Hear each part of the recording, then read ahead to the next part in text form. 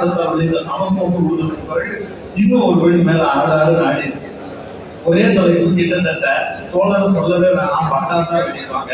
நாம என்ன பேசுறது மிச்சமீதி ஏதாவது இருக்குமா அப்படின்னு பயந்துகிட்டு இருந்த நேரத்துல பரவாயில்ல நீங்களே முதல்ல பேசுறீங்க அப்படின்னு சொன்னது பெரிய வாரம். அதன் அடிப்படையில் இந்த தலைப்பு பேசுவது எனக்கு நல்லதா அமைஞ்சு போச்சு. திராவிடத்தால் விளைந்த சமூக மாற்றம் 4 வார்த்தைகளா இருக்கு. 4 வார்த்தைய நான் ரெண்டு சேர்க்கணும்னு விரும்புறேன். திராவிடத்தால் சமூகம் விளைந்த மாற்றம், இந்த திராவிட சமூகத்தில் விளைந்திருக்கக்கூடிய மாற்றம், இதை இப்படி நான் உள்வாங்கிட்டு பேசணும்னு நினைக்கிறேன். உலகத்தில் வெவ்வேறு பிரச்சனைகள் வெவ்வேறு வடிவங்களில் கண்ணு முன்னாடி நம்மளுக்கு இருந்திருக்கு. வெள்ளை நிறவெறி, கருப்பினத்து மக்களுக்கு எதிராக நடந்திருக்கக்கூடிய அடக்குமுறை நம்மளுக்கு தெரியும். ஒர்சுவாக்கள், உழைக்கும் வர்க்கங்கள், முதலாளிகள், எத்தனையோ பிரச்சனைகள் இந்த சமூகத்துல இருந்துகிட்டே இருக்கு. இந்த பிரச்சனை எல்லாமே எல்லா நாடுகளிலும் இருக்கு. ஆனா இதுதான்டா பிரச்சனைங்கிறது கண்ணுக்கு முன்னாடி எவிடன்ஸ் ஆயிருக்கு. இங்க இருக்கக்கூடிய சமூகத்துல நம்ம அனுபவிச்சுட்டு இருக்கிற பிரச்சனை என்னங்கிறது சாலிடா ஒரு மெட்டீரியலா நம்ம கண்ணு முன்னாடி இல்லவே இல்லை. ஒரு வெள்ளை நிறவெறியரை பார்த்த உடனே ஓகே இவர் வெள்ளையா இருக்கிறாரு, நாய் என்ன மருந்து சாப்பிட்ற நாய் அப்படின்னு அவர் தினுசா பேசினாலும் நம்ம கண்டுபிடிச்சிடலாம். ஓகே வெள்ளை நம்மள ஏதோ நாமினேட் பண்றதுக்காக இந்த விஷயத்த பேச ஆரம்பிக்கிறாங்க அப்படிங்கிறது ஐடென்டிஃபை பண்ணிடலாம், புரிஞ்சுக்கலாம். தம்பி நீங்க தம்பி அப்படின்னு சொல்லிட்டு அவருக்கு நம்ம என்ன பிரச்சனைன்றத பேசணும். உலகம் முழுக்க இருக்கக்கூடிய எல்லா நாடுகளிலும் இந்த பிரச்சனையை இப்படி ஐடென்டிஃபை பண்ணலாம். மாறா இங்க இருக்கக்கூடிய சமூக பிரச்சனை சாதி என்கிற ஒரு பெரிய மனநோய் உள்ளது. அது என்ன பண்ணுதுன்னா பக்கத்திலேயே உட்கார வச்சிருக்கு. என் கூடவே பிறந்திருக்கிற அண்ணன், என் கூடவே இருக்கக்கூடிய சகோதரி, என்னை பெற்றெடுத்த அம்மா, என்னை பெற்றெடுத்த அப்பா, எல்லாரும் ஏதோ ஒரு இடத்துல சாதிய மனநிலையோடு இருக்கிறாங்க. அவங்க முதலாளிகள் போல வேற ஒரு இடத்துல இருந்தாலும் பரவாயில்ல, சேரிட்டு தான் அங்க தண்ணி நிற்கிறாப்ல, அவரை டீல் பண்ணிட்டு போயிடலாம் அப்படின்னு சொல்லிட்டு போக முடியும். ஆனா இங்க இருக்கக்கூடிய சமூகத்துல என் பக்கத்திலே இருக்கிறாங்க, என் வீட்டிலேயே இருக்கிறாங்க, எல்லாம் இருக்கிறப்ப இவங்களை தட்டி கழிக்கவும் முடியல. என்னைய வெளியில இருக்கிற இடத்துலதான் அவங்க எல்லாம் இருக்கிறாங்க, ஏன்னா அவங்க எல்லாம் மெஜாரிட்டியா இருக்கிறாங்க. அவங்க பொறுத்தவரை நாங்க மனநலம் பாதிக்கப்பட்டவங்க. ஆனா உண்மை என்னன்னா சாதி என்பது ஒரு மனநோயின்னு அம்பேத்கர் சொன்னதற்கு பிறகு இதெல்லாம் உள்வாங்கி பார்த்தா அவங்க எல்லாரும் அவர்கள் அடிமைப்பட்டு கிடக்கிறோம்ன்றதும் தெரியும். இங்க இருக்கக்கூடிய உண்மையான பிரச்சனையை, இங்க இருக்கக்கூடிய யதார்த்தமான பிரச்சனையை, சமூக சிக்கலை உணர்ந்து கொண்டதால் என்னுடைய பிரச்சனையிலிருந்து பார்க்கும்போது எந்த விதத்திலும் சலைத்த தலைவர்களாக அவர்கள் உலக அரங்கில் இல்லை. இன்னொரு உதாரணம் சொல்றேன். இட பிரச்சனை மீதி இருக்கக்கூடிய நாடுகளில் இருக்கக்கூடிய சமூக பிரச்சனையினுடைய அரசியல் தீர்வுகளை எடுத்துக்கிட்டு வந்து இங்க அப்ளை பண்ணா செய்ய முடியாது. இந்த மண்ணுக்கேற்ற ஒரு தத்துவம் வேணும்னு அங்க நம்ம பேச வேண்டிய இடத்தை நோக்கி நகரும். மாறா இங்க இருக்கக்கூடிய திராவிட அரசியல், இங்கு ஏற்பட்டிருக்கக்கூடிய சமூக மாற்றம், இங்கு ஏற்பட்டிருக்கக்கூடிய அரசியல் தன்மை, இவை அனைத்தையும் நீங்கள் உலகத்தில் எந்த பிரச்சனைக்கும் கொண்டு போய் தீர்வா வைக்க முடியும். ஏன்னா அப்படி ஒரு பெரிய பிரச்சனையை டீல் பண்ணியிருக்காங்க. ஏன்னா இங்கெல்லாம் மனநலம் பாதிக்கப்பட்ட பேஷண்ட், அந்த பேஷண்ட் வைக்க பார்க்கிற டாக்டருக்கு தான் தெரியும் எப்படி இந்த பக்கம் ஊசி போட தேவையில்லை, இதுக்கு கன்வின்ஸ் பண்ணி பேச வேண்டியது இருக்கு, இவங்க கொண்டு போய் இந்த இடத்துல உட்கார வச்சு பேச வேண்டியது இருக்கு. உரையாடல்கள் மூலமாக அவர்களை அரசியல் படுத்துவதன் மூலமாக மட்டுமே தான் இந்த சமூக மாற்றத்தை நிகழ்த்த முடியும். முதலாளி நம்ம ஒடுக்கிறாருன்றத வெளிப்படையா ஒரு தொழிலாளிகிட்ட கண்ணு முன்னாடி சொல்லிட முடியும். இலங்கையில இப்ப நடந்துச்சு. அதிகார வர்க்கம் தங்களை எதிர்த்து இவ்வளவு பெரிய மோசமான அடக்குமுறையை செலுத்துகிறதுனால மக்கள் எல்லாரும் தவிர்த்து போயிட்டாங்க. ஆனா இங்க இருக்கக்கூடிய சமூகத்துக்கு அதை செய்ய முடிஞ்சுச்சா?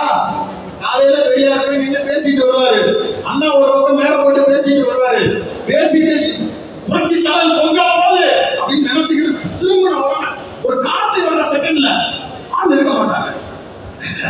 பழையாறு கோயில்ல லைட்டு கட்ட கூப்பிட்டாரு, அதனால கிளம்பிட்டாங்க.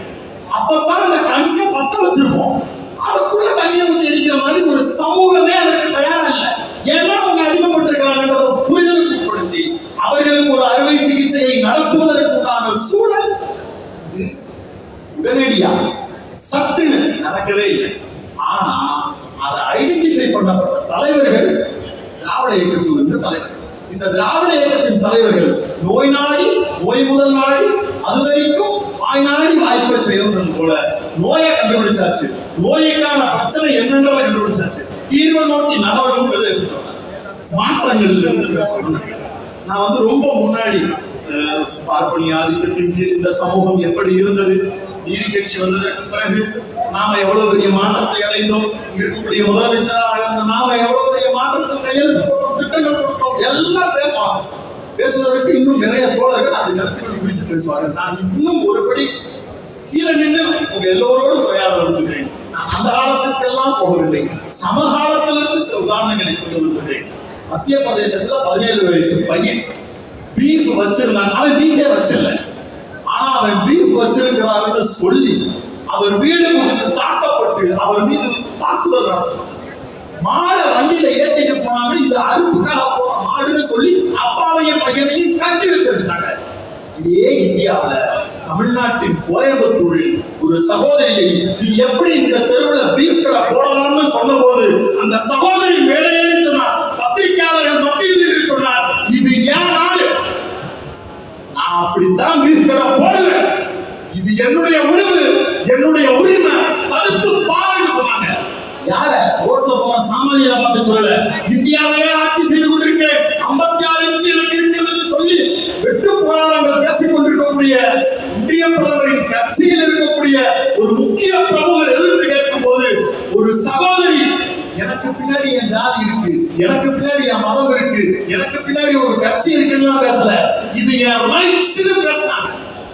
அந்த சமூக மாற்றத்தை இங்க இருக்கக்கூடிய திராவிட ரொம்ப முன்னாடி போல நேற்று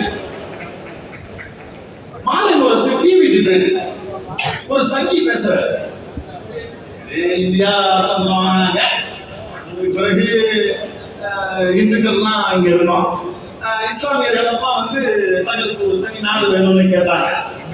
கேட்டதுக்கு பிறகு ரைட்டு கிளம்புங்க அப்படின்னு சொல்லிட்டோம். ஒரு சிலர் வந்து இல்ல இல்ல நாங்க போக விரும்பல, நாங்க எங்கேயும் எடுத்துக்கிட்டுமா அப்படின்னு கேட்டாங்க. சரி போக அவங்க இருக்கணும். அதுல ஒரு டிவி ஷோல உட்கார்ந்து பேசுறாரு நண்பர்களே. அந்த பேச்சு அவர் பேசி முடித்து அந்த சத்தம் பக்கத்தில் இருந்தவருடைய காதுகளுக்கு விழுந்து முடிப்பதற்குள் அங்கிருந்து எதிர்ப்பு கிளம்பியது.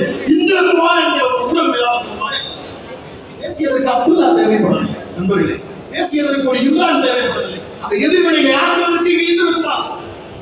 அப்படிப்பட்ட சமூகமாக மாற்றியிருக்கிறோம். அந்த நிகழ்ச்சியை நடத்தி கொண்டிருந்த ஊடகவியலாளர் சொல்றாரு, அதுக்கப்புறம் உங்களுக்கு கொடுக்க முடியாது, பேசாம பேச்சு நிறுத்திட்டீங்க, அதான் உங்களுக்கு கிடையாது.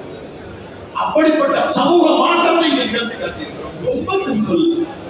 இப்பயும் நடந்துகிட்டு இருக்கு. ஏன் இந்தியாவில் குஜராத்ல நீதிமன்றத்தில் சொல்றாங்க, 17 வயது சிறுமி பாலியல் வல்லுறவுக்கு உட்படுத்தப்பட்டு வயிற்றில் கருவோடு நிற்கிறார், அந்த குழந்தைக்கு நீதி வேண்டும் என்று அனைவரும் போராட வேண்டும் என்று எண்ணம் கொண்டே இருந்தது. ஆனால் நீதிமன்றம் சொல்லுகிறது, நம்ம அப்பா அம்மா 15 வயசுல வெள்ளத்துக்கு இல்லையா, நாம பெற்றுக்கிறதுல என்ன தப்பு இருக்கு, அவனையே கட்டிக்கிட்டு நீ பெற்றுக்க வேண்டியதுதான் என்று நீதிமன்றம் சொல்லுகிறது. நண்பர்களை அறிந்து சொல்லுகிறேன், இங்கு இருக்கும் ஏதோ இந்த நீதிமன்றத்தின் முகமாக இருக்கக்கூடிய யாரோ இந்த சமூகத்தில் அப்படி ஒரு கருத்தை பேசிவிட்டு இந்த மக்களுடைய விமர்சன கிளைகளில் இருந்து தப்பித்து விடுவாங்க. சொல்லி பார்க்கணும், நம்ம அப்பாவே வீட்டுல 15 வயசுல நம்ம தங்கச்சிக்கு கல்யாணம் பண்ணி வச்சாங்கன்னா வீட்டுல இருக்கக்கூடிய அண்ணன் ஆண்டுவான், ஏன் என் தங்கச்சி படிக்க கூடாது, அந்த பிள்ளைய படிக்க வைக்கிறது உனக்கு என்ன பிரச்சனை, நீ என்னைய நிப்பாட்டு நான் பாத்துக்கிறேன், அந்த பிள்ளையை நான் படிக்க வைக்கிறேன், அந்த பிள்ளையுடைய வாழ்க்கை எப்படி இருக்குன்றத நான் தீர்மானிக்கிறேன். பெரிய சமூக மாற்றத்தை அந்த மனநிலையை நம்மளே ஊட்டி இருக்கிறது. இன்னும் 1000 வருடங்கள் இஸ்லாமிய பெண் மீது மிகப்பெரிய அடக்குமுறையை செய்த ஒரு கும்பல் பச்சிலம் குழந்தையை கருவில் எடுத்துக் கொண்டு அடித்துக் கொண்டார். நீதிமன்றம் ஏற்கனவே தண்டனை வழங்கியது, அதற்கு பிறகு நன்மத்தை வெளியிட்டார். சொன்னதற்கு பிறகு அவர்கள் ஒரு காரணத்தையும் மேற்கொண்டு சொன்னார்கள். எல்லாம் இந்த சாதியினர் அவங்க எல்லாம் ரொம்ப நல்ல நண்பர்களே. இதே இந்தியாவில் தான் இந்த தமிழ்நாடு இருக்கு, இதே இந்தியாவில் இந்த தமிழ்நாடு இருக்கு. அவர்களும் ஒன்றாகத்தான் சொந்தமாகிறார்கள், நாமும் அதே நாளில் தான் சொந்தமாகிறோம். இதே தமிழ்நாட்டில் இப்படி ஒரு கருத்தை சொல்லி பதிவில் தருகிறார்கள். கிட்டத்தட்ட 6 மாசம் இவர்தான் அந்த சார்பு சொல்லி தங்களுடைய பதக்கங்களை வீசி எறிந்து தங்களுக்கு நீதி கிடைக்கவில்லை என்று மன்றாடி கதறி அழுதார். அந்த மங்கைகள் என்று போற்றப்பட்ட பெண்கள் மொத்த பேர் வந்து போராடி டெல்லியில் மிகப்பெரிய அளவிற்கு தங்களுடைய எல்லா பலங்களையும் முன்வச்சு போராடி அழுது இந்திய அரசு அவர்களுடைய கட்டுப்பாட்டு வைத்திருந்த அவர்களுடைய கட்சியின் தலைவரை எந்த விதத்திலும் செய்யலாம் அவர் உரிமை எந்த விதமான நடவடிக்கையும் எடுக்காமல் அவரை பொத்தி பொத்தி பாதுகாத்து அடுத்த எலெக்ஷன்ல அவர் வீட்டில் இருக்கக்கூடிய எம்பிசி கொடுத்தது அதே தமிழ்நாட்டில் அண்ணா யூனிவர்சிட்டியில ஒரு மாணவியின் மீது பாலியல் அத்துமீறல் நடந்தது என்று தெரிந்தவுடன் அவன் யாரா வேணாலும் இருக்கட்டும் எப்படி ஆனாலும் இருக்கலாம் அதுக்கு 6 மணி நேரத்தில் அவர் தூக்கி தெரியல குண்டாசை போட்டு உள்ள சட்டமன்றத்தில் ஒரு மாநிலத்தின் முதலமைச்சர் சொல்கிறார் எங்களுடைய அனுதாபியாக இருந்தாலும் பரவாயில்லை குண்டாசத்துக்கு உள்ள போட்டேன் இதுதான் இந்த காரணத்தால் இந்த மாற்றம் ஒவ்வொருவருடைய மனநிலையில் இருந்து பேசுகிறார் இது எல்லாம் யதார்த்தமா நடக்கக்கூடிய உதாரணம் இது ரொம்ப பின்னாடி போய் வேற எங்கேயோ ஒரு இடத்துல நடந்துகிட்டு இருக்கு அதெல்லாம் வந்து இங்க வச்சு சந்தர்ப்பம் கிடையாது இன்னும் சொல்ல போனா பழங்குடியின சிறுவர் சிறுநீர்கள் கோவிலுக்குள் உள்ள போயிட்டாங்க சிறுநீர்கள் வீடியோ எடுத்து மத்திய பிரதேசம் வீடியோ எடுத்து சமூக ஊடகங்கள் பரப்பி அவ்வளவு பெரிய அடக்குமுறை எதுக்கு கோவிலுக்குள்ள இங்கே நான் ஆத்தா வந்திருக்கேன் சாமி வந்திருக்கேன்டா நீ என்ன கோவிலுக்குள்ள போக கூடாதுன்னு சாமியின் பெயரால் வேடம் கட்டி ஒரு பெண்மணி ஆடினாலே கலெக்டர் பெண்மணி ஒருத்தங்க கையா முடிச்சுக்கிட்டு உள்ள கூட்டிட்டு போன முடிஞ்சத பாருன்னு சொல்லி அந்த கோவிலுக்குள் நுழைய முடியாமல் இருந்த சிறுமியை உள்ளே வைத்திருக்கிறார். அந்த சைக்காலஜிக்கலான மாற்றம் சமூக மாற்றம் இங்க நடக்குது அதை இங்க செய்ய முடியும் அப்படிங்கிற யதார்த்தம் அரசியல் கட்சி எல்லாம் முன்னாடி வேலை வந்தாங்க என்ன பேச முடிஞ்சு அவங்க எல்லாத்தையும் கோர்த்து பார்த்து பேச முடிஞ்சு இது நமக்கு பாக்கிய போடுறா நம்ம கோர்த்து பார்த்துக்கோன்னு பேச முடிஞ்சு வெளிப்படையா வந்து நாங்க இது அதுக்கு பேச முடிஞ்சா இன்னும் வெளிப்படையாக சொல்லுகிறேன் மோடி அவர்கள் செய்த சம்பவங்கள் சொல்லுகிறேன் நாட்டிக்கார போய் பிரச்சாரம் பண்ணுவார் என்கிட்ட 4 மாடு இருந்துச்சுன்னா 2 மாடு இருந்துச்சுன்னா வந்து ஒரு மாடு வந்து காங்கிரஸ் முஸ்லீம்ஸ் எடுத்துக்குவாங்க அந்த காங்கிரஸ் வந்து படிச்ச ஒரு இடத்துல வந்து போட்டுக்கிட்டாரு ஆனா அவன் அங்க போய் அதை பிரச்சாரமா பண்ண முடியுது தைரியமான ஆள் அப்பத்துல அடிச்ச ஐயா இதே தமிழ்நாட்டுக்குள்ள இந்தியாவில இருக்கலாம் இங்க வந்து இதை அவரால் சிரிக்காம பேசிட்டு போக முடியும் அல்ல அவர் பேசிட்டு போனதுக்கு போய் நான் வந்து சிரிக்காம தான் இருக்கேன் இன்னும் பெரிய உதாரணத்தை சொல்கிறேன் மாணவி சீனிவாசன் எம்எல்ஏ விஸ்வநாதன் எல்லா சாலைகளுக்குமான கொடுக்குறோம் நீங்க எல்லாம் கொடுக்குறோம் அது பேசுற ஒரு பெரிய மகா ஸ்கீம் அந்த அப்பேற்பட்ட ஸ்கீம் லட்சம் வெளியில வந்து சொல்றேன் எவ்வளவுதான் ஓட்டு கொடுத்தாரு எம்எல்ஏ வாங்கிட்டாங்க உங்க தொகுதிக்கே ஒரு வேலையை போட்டு தெரியுமா நான் சொல்லி கட்டவா பேசி பாருங்க எனக்கு முடியல அதனால 10 ரூபாய் வாங்கி கதவை பூரா அடைச்சிட்டு நம்மளுக்கு இருக்கக்கூடிய உரிமைகள் பாதிக்கப்படுது நம்ம எல்லாரும் ஆவேசம் போட்டு பேச வேண்டிய நெருக்கடி ஏற்பட்டு அப்படிப்பட்ட சமூகம் இதெல்லாம் பேசுறதுக்கு பிறகு என்னது இதெல்லாம் பேசுறீங்க எல்லோருக்கும் நான் வெளிப்படையாக ஒரு குறித்து பேச வேண்டும் என்று சொல்லக்கூடிய நண்பர்கள் எல்லோருக்கும் ஒரு பிஜேபி ஆளுங்கட்சியாக இருக்கக்கூடிய மாநிலங்களில் தரித்திரத்துக்காக வந்திருக்கக்கூடிய அவலங்கள் ஒரு 4 சொல்லிகள் இங்க வெகு வேலை ஈஸியா சொல்றோம்ல இப்படி ஒரு பிரச்சனை இப்படி ஒரு பிரச்சனை அப்படி ஒரு 4 பிரச்சனையை சொல்லுங்க கேள்வியாக ஒரு காலம் டிஜே சமீபத்தில் நிகழ்த்திய ஒரு 4 காலம் சொல்லுங்க சொல்ல முடியாது ஏன்னா அது எல்லாம் திசை மாற்றப்பட வேண்டும் என்று திட்டமிட்டு வேலை செய்தார்கள் இங்க வேக வயல் என்பது ஒரு பெரிய பிரச்சனை அது பெரிய சமூக குற்றமாக நிகழ்ந்திருக்கிறது அது பெரிய சாதிய ஒதுக்குமுறை குறித்து மீண்டும் மீண்டும் நாம் பேச வேண்டும் இந்த நிகழ்ச்சி நடக்கவே கூடாது மாபெரும் சமூக மாற்றமாக மாற்றப்பட வேண்டும் டெய்லியே அதை டிபேட் வைக்கிறோம் டெய்லியே அதை விமர்சிக்கிறோம் டெய்லியே அதை குறித்து கேள்வி வைக்கிறோம் இதே கூட்டம் தான் சவுக்கால இருக்கு சாணிப்பால் ரோல்ல கொண்டு போட்டோம் ஒரே காரணத்துக்காக எல்லாத்தையும் செஞ்சுட்டு ஒக்கரிச்சுக்கிட்டு அப்படிதான் அடிப்படையில சொல்லிச்சு தைரியமா வந்து வெளியே சொல்லு நான் தான் செஞ்சேன் சொல்ல முடியல சொல்ல முடியாத குற்றம் வச்சு உள்ளாகல நீ சார்ந்து இருக்கக்கூடிய சமூகமே வீட்டில் இருக்கக்கூடிய அக்கா தங்கச்சி அல்லது செஞ்சவங்க ஒரு லேடியா தான் வீட்டில் இருக்கக்கூடிய அண்ணன் தம்பியே யார் ஒருவரும் இப்படி நடக்கக்கூடிய அவரத்தை ஏற்றுக்கொள்ளவே மாட்டார் அது மாபெரும் செய்ய இந்த மாற்றங்கள் எல்லாவற்றையும் இந்த சமூகத்துக்குள்ளாக எடுத்து காட்டி பெரும் ஐயா நீங்க எல்லாரும் நல்லா இருக்கணும் அப்படின்னு சொல்றது முன்னாடி இன்னொருத்தை கையை கட்டிக்கிட்டு நிற்க கூடாதுன்னு சொல்லக்கூடிய எண்ணம் உருவாகும் அந்த எண்ணத்தை கலந்து நான் இன்னும் வெளிப்படையாக சொல்கிறேன். இறுதியாக ஒரு கருத்தை சொல்ல விரும்புகிறேன். இவ்வளவும் இந்த சமூகத்தில் நடந்திருக்கக்கூடிய இந்த தமிழ் சமூகத்தில் இந்த திராவிட சமூகத்தில் நடந்திருக்கக்கூடிய மாற்றங்கள், இந்த மாற்றங்கள் எல்லாத்தையும் இல்லை செல்லாது மறுபடியும் எனக்கு சொல்லு அப்படின்னு நீங்க யாராவது பேசணும்னு விரும்புறீங்கன்னா நீங்க யாரும் டைம் டிராவல் பண்ணி போட வேண்டாம் நண்பர்களே.